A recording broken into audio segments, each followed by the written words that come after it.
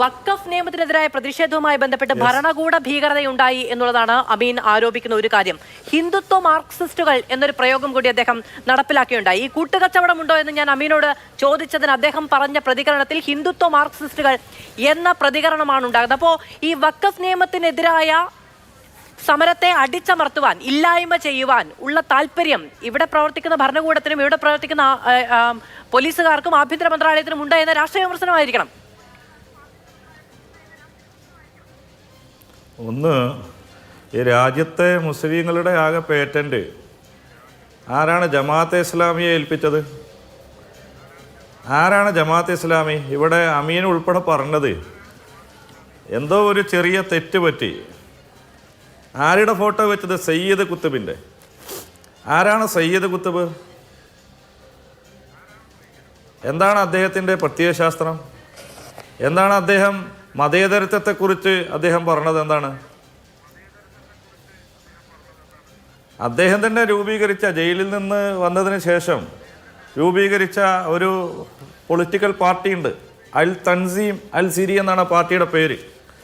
ആ പാർട്ടിയുടെ തന്നെ ലക്ഷ്യം നോക്കൂ, ആ പാർട്ടിയുടെ തന്നെ ലക്ഷ്യം ഗമാൽ അബ്ദുൽ നാസറിൻ്റെ നേതൃത്വത്തിലുള്ള മതനിരപേക്ഷ ഗവൺമെൻറ്റിനെതിരായി, ജനാധിപത്യ സെക്കുലർ ഗവൺമെൻറ്റിനെതിരായി ഒരു മതരാഷ്ട്ര ഗവൺമെൻറ്, ഒരു തീവ്രവാദ നിലപാട് സ്വീകരിക്കുന്ന ഗവൺമെൻറ്റിനെ രൂപീകരിക്കുക എന്നതായിരുന്നു.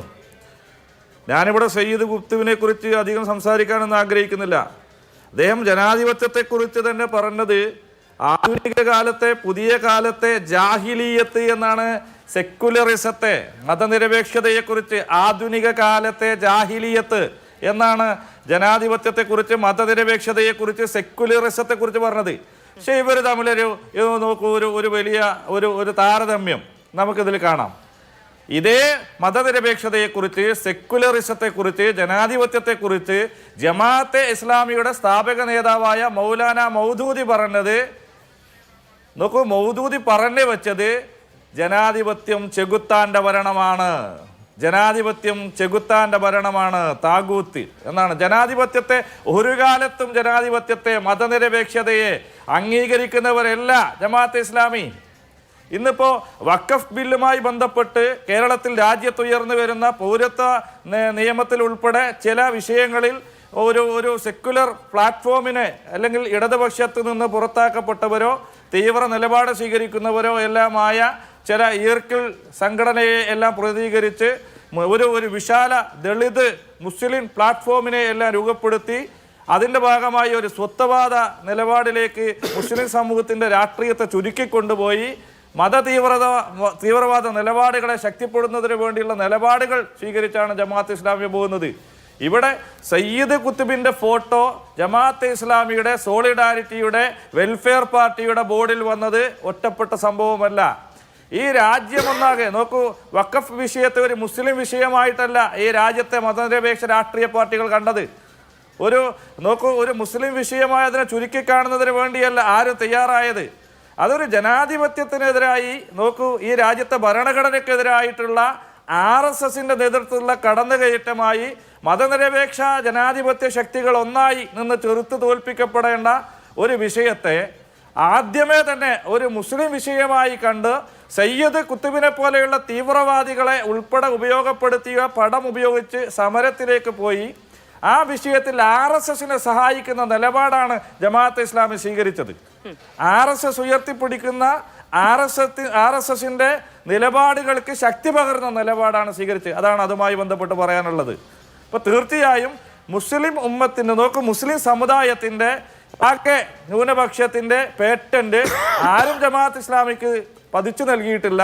ജമാഅത്തെ ഇസ്ലാമിയെ തന്നെ നോക്കൂ, ജമാഅത്തെ ഇസ്ലാമിയെ തന്നെ മുഖ്യധാര മുസ്ലിം സംഘടനകൾ, മതനിരപേക്ഷ മുസ്ലിം സംഘടനകൾ അംഗീകരിച്ചിട്ടില്ല, അംഗീകരിക്കുന്നുമില്ല. അതാണ് അതുമായി ബന്ധപ്പെട്ട് പറയാനുള്ളത്. മറ്റൊന്ന്, ഇവിടെ നോക്കൂ, പ്രിയപ്പെട്ട BJPയുടെ പ്രതിനിധി പറഞ്ഞൊരു വിഷയം, ഹെഡ്ഗവാറിനെ കുറിച്ച് പറഞ്ഞത്. ഹെഡ്ഗവാർ മാത്രമല്ല, സവർക്കറെ കുറിച്ച് പരിശോധിച്ചാലും മറ്റെല്ലാം 1923 വരെ, 1924 ആദ്യം വരെ, 1925 അദ്ദേഹം തന്നെ, ഹെഡ്ഗവാർ തന്നെ RSSന് രൂപം നൽകുന്ന അതിന് തൊട്ട് മുൻപ് വരെ സേവാദൾ എന്ന പേരിൽ ഇന്ന് അറിയപ്പെടുന്ന ഹിന്ദുസ്ഥാനി സേവാദൾ എന്ന് പറയുന്ന സംഘടനയിൽ ഉൾപ്പെടെ പ്രവർത്തിച്ചിരുന്ന ബാലഗംഗാധര തിലകനുമായി വളരെ ബന്ധം സൂക്ഷിച്ചിരുന്ന ദേശീയ പ്രസ്ഥാനമായി രൂപപ്പെട്ടു വന്നിരുന്ന കോൺഗ്രസുമായി ബന്ധപ്പെട്ട് ഒരു ഘട്ടം വരെ പ്രവർത്തിച്ചിരുന്ന ആ വ്യക്തിയായിരുന്നു ഈ പറയുന്ന ഹെഡ്ഗവാർ എന്ന് ചരിത്രത്തിലുണ്ട്. പക്ഷെ 1925 RSS രൂപീകരിക്കുന്നതിലൂടെ നോക്കൂ, ഗോൾവാൾക്കറുമായി സവർക്കറുമായി പരിചയപ്പെടുന്നതിലൂടെ ആ കൃത്യമായ ഹിന്ദുത്വ രാഷ്ട്രീയത്തിൻ്റെ വിഭജന രാഷ്ട്രീയത്തിൻ്റെ വെറുപ്പിൻ്റെ പ്രത്യയശാസ്ത്രത്തിൻ്റെ RSS എന്ന് പറയുന്ന ഫാസിസ്റ്റ് സംഘടനയുടെ നോക്കൂ ബീജാവാപം അദ്ദേഹത്തിലൂടെ നടക്കുന്നുണ്ട്. അതിനുശേഷം ഇങ്ങോട്ട് ഈ രാജ്യത്തെ കൃത്യമായി ക്രിസ്ത്യൻ വിരോധം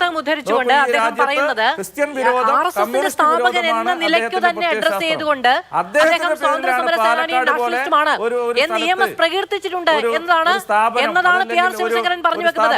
കമ്മ്യൂണിസ്റ്റ് സൈദ്ധാന്തിക ആചാര്യന്മാർ തന്നെ അല്ലെ സ്വഭാവ സർട്ടിഫിക്കറ്റ് കൊടുത്തിട്ടുള്ള ഒരാളാണ് ഹെഡ്ഗേവാർ എന്ന് പറഞ്ഞു വെക്കുകയാണ് ശിവശങ്കരൻ.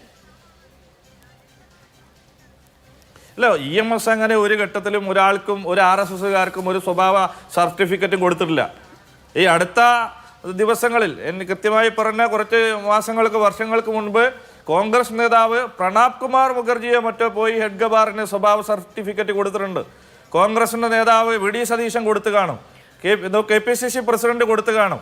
EMSും കമ്മ്യൂണിസ്റ്റുകാരും ഒരു RSSകാർക്കും ഒരു കാലത്തും ഒരു സ്വഭാവ സർട്ടിഫിക്കറ്റും കൊടുത്തിട്ടില്ല, കൊടുക്കാൻ ഞങ്ങൾ തയ്യാറല്ല എന്ന് മാത്രമല്ല ഹെഡ്ഗവാറിൻ്റേത് ഉൾപ്പെടെയുള്ള ഒരു വർഗീയവാദികളുടെയും പേരിൽ ദേശീയ ചരിത്രത്തിൽ പങ്കില്ലാത്ത ഒരാളുടെയും പേരിൽ ഒരു സ്മാരകങ്ങളും ഈ പാലക്കാട് ഉൾപ്പെടെ പൊതു ഫണ്ട് ഉപയോഗിച്ച് RSSന്റെ ഏതെങ്കിലും അണ്ടിമുക്ക് ശാഖയിലെ ഓഫീസിന് ഹെഡ്ഗവാറിന്റെ പേര് കൊടുക്കാം, ഏതെങ്കിലും RSSന്റെ ആസ്ഥാന മന്ദിരങ്ങൾക്കോ മറ്റോ പേര് കൊടുക്കാം.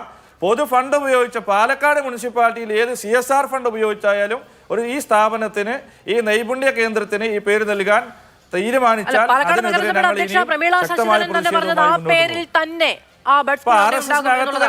RSSന് അകത്ത് തന്നെ അതിനെതിരായി പ്രതിഷേധങ്ങൾ ഉയർന്നു വന്നിട്ടുണ്ടല്ലോ. മുന്നോട്ട് പോകില്ല എന്ന് വിചാരിക്കുന്നു. പക്ഷേ അവിടെ ആ പേരിൽ തന്നെ ആ സ്ഥാപനം മുന്നോട്ട് പോകുമെന്നുള്ളതാണ് നഗരസഭയുടെ ഉറച്ച തീരുമാനം. അവർക്ക് ഭൂരിപക്ഷമുള്ള നഗരസഭയാണ്, എങ്ങനെ ചേർക്കാൻ കഴിയും? അല്ല, അത് നമുക്ക് കാണാം.